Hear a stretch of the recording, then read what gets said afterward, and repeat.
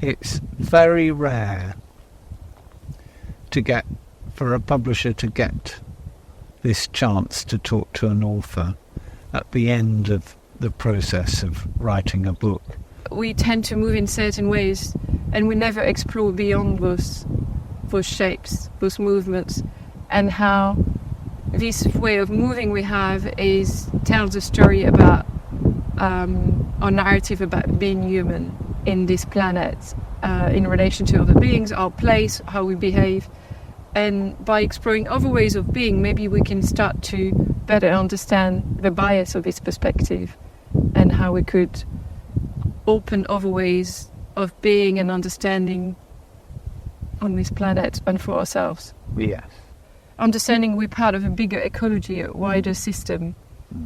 So it is more this connection to instinct and intuition, knowing that actually we're a web, interconnected web with nature and other humans.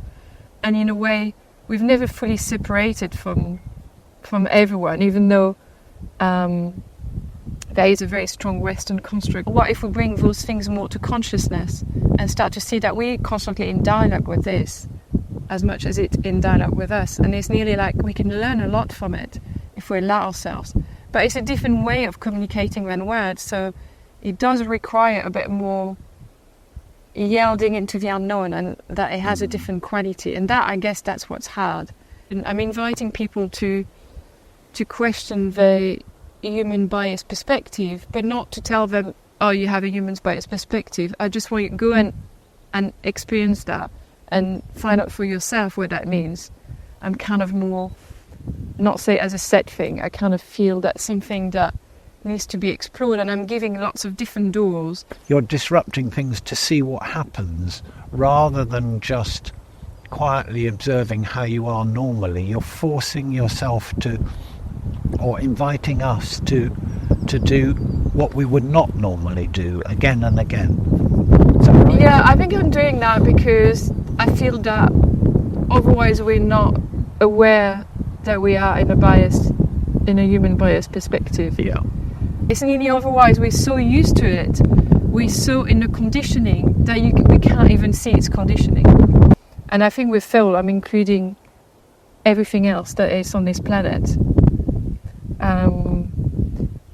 And how through that you can connect to a more authentic part of yourself, because you are included everything that is connected to you, not just this idea of a human. By being just myself, more feral, it just allowed people to be more feral, because that's how we learn how to condition ourselves. It's like we've learned, oh, I can't be that way, so you've learned the conditioning, and that's also how we can unlearn it. Yeah. I find this condition can be constraining and can be very much mind-based, like this is the right way to move, so and then the body inside that has its own intelligence that is more connected to something more instinctual and intuitive. And by having this conditioning, we can repress that, because it's like, oh, I can't start suddenly lying on the floor when everybody else isn't. Or we might repress our own needs and desires. And obviously, within that is because we've learned that that's not appropriate or well received. And I'm interested in the book and how we can be more in touch with those needs and desire, but still have consciousness of doing it. Because I think it's all or nothing. It's either we'll really repress or we just totally let go. And I think for me, the word feral is often misunderstood as a totally like going into whiteness and not thinking, not understanding. That actually the way I'm using it is with a true awareness and consciousness, which is of what we're doing and impact. But because we have this true understanding, it's more in dialogue into what we need and what's needed.